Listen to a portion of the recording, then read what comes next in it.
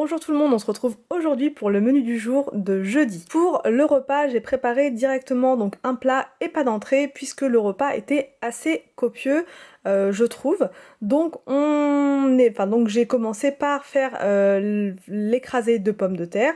Donc en premier, rien de plus simple, on épluche les pommes de terre et on les coupe en petits morceaux. Et on les met à cuire dans de l'eau.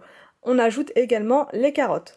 Pour donner un peu plus de goût, on peut ajouter oignon ou ail. Donc là, pour le coup, j'ai mis de l'ail. Pendant que les pommes de terre et les carottes sont en train de cuire, je m'occupe de la préparation donc pour paner les pilons.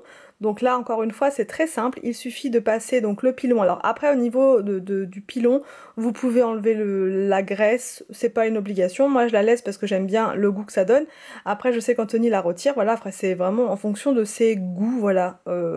Il n'y a pas de règles en fait.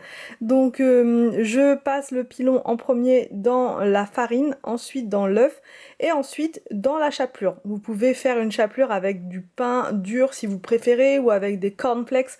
Enfin voilà, au niveau...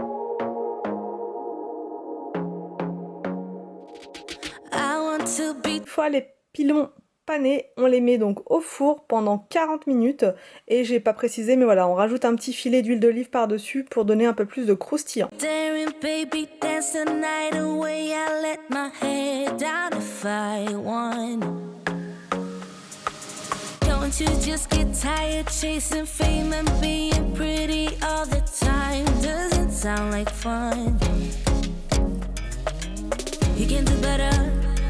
Let me show you what a good time looks like. You can't do better, so much better. I don't fit into your box, beauty queens with... Ensuite donc on fait cuire le brocoli donc dans l'eau bouillante. Une fois les pommes de terre et les carottes cuites, on les met donc dans un grand plat. On ajoute le fromage de son choix ou pas d'ailleurs, moi je fais en fonction des goûts de la famille, donc là nous on met de l'emmental. On avait également essayé avec du comté et c'est excellent également, donc vous pouvez vraiment faire avec ce que vous voulez.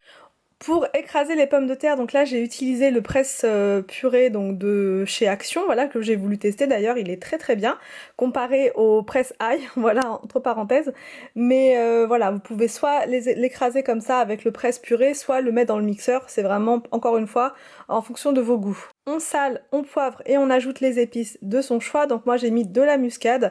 Petite précision aussi, parce qu'on m'a fait la remarque, dans une vidéo j'ai dit on sel au lieu de on sale, c'est parce qu'en fait les voix off je les fais le matin et ça m'arrive de faire des erreurs, de parler trop vite. Je pense pas que ce soit vraiment très très dramatique dans une recette.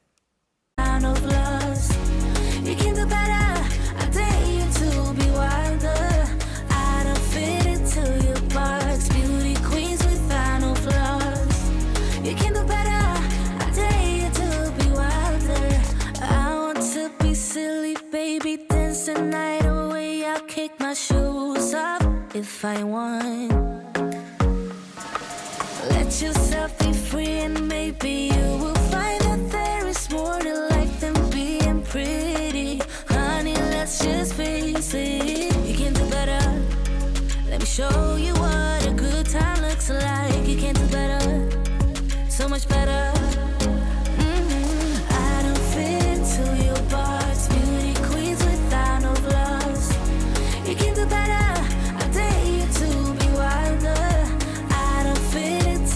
Donc, jeudi soir, j'ai préparé donc des carottes râpées à l'orange. Donc en premier, rien de plus simple, on épluche les carottes et on les passe donc et on les râpe, donc soit à la machine, soit à la main. On me pose beaucoup de questions en commentaire par rapport aux appareils que j'utilise. Donc je vais le répéter ici. Donc le Nicer Dicer pour couper les légumes en petits cubes, alors j'ai mis le lien en barre d'infos. Et concernant celui-ci qui râpe les carottes, donc c'est le KitchenAid, donc la référence exacte je la connais pas par cœur parce qu'elle est assez longue.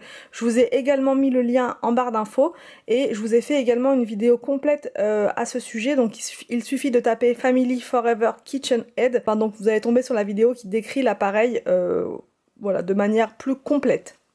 Donc une fois les carottes râpées, on les met donc dans un grand saladier.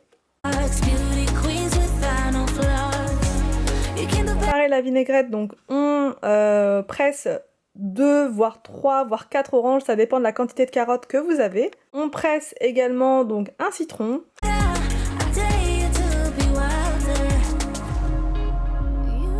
On ajoute donc dans notre saladier l'huile d'olive et on rajoute donc notre jus d'orange, citron par-dessus.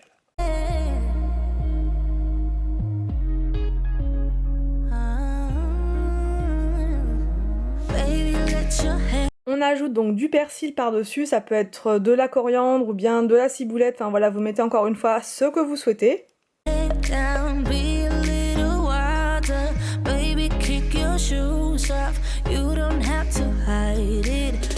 On sale bien et j'ai ajouté ensuite donc de l'ail en poudre.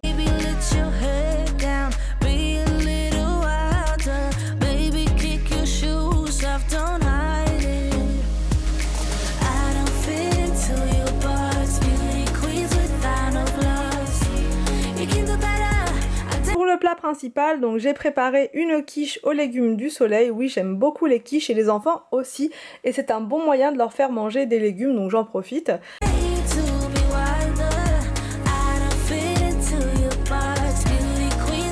Donc, en premier, on coupe les aubergines donc comme on peut. Voilà, donc là j'ai voulu tester en triangle et c'était pas mal aussi. Une fois les aubergines coupées, on les met donc dans une poêle.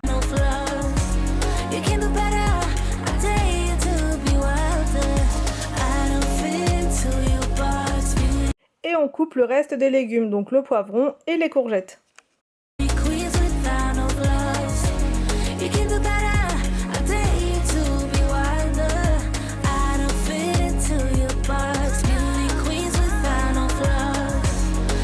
On les rajoute donc dans la poêle et on sale et on poivre.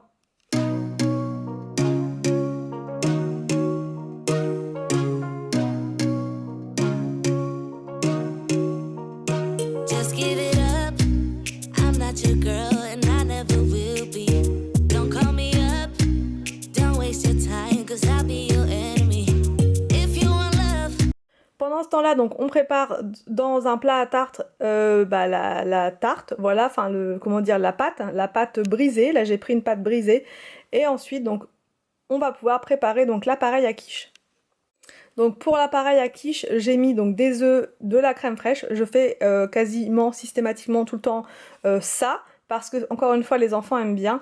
Et ensuite j'ai ajouté du chèvre frais. Si vous n'aimez pas, vous n'êtes pas obligé d'en mettre. Là c'est vraiment en fonction de nos goûts à nous.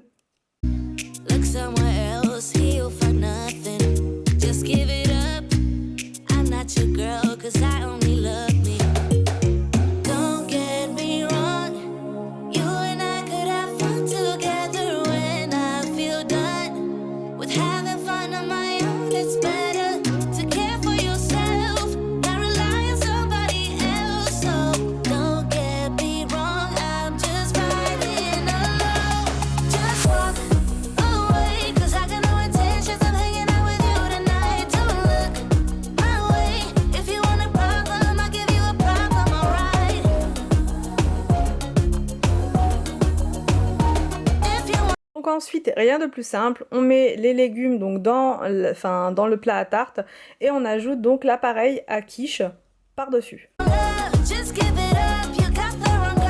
Et on enfourne pendant 20 minutes à 180 degrés. Et donc pour le soir, je trouve qu'une bonne part de tarte comme ça, c'est très bien avec une petite entrée et bien sûr un petit dessert. J'espère que cette vidéo vous a plu, n'hésitez pas à me dire tout ça en commentaire. Je vous laisse et je vous dis à demain pour une prochaine vidéo sur ma chaîne.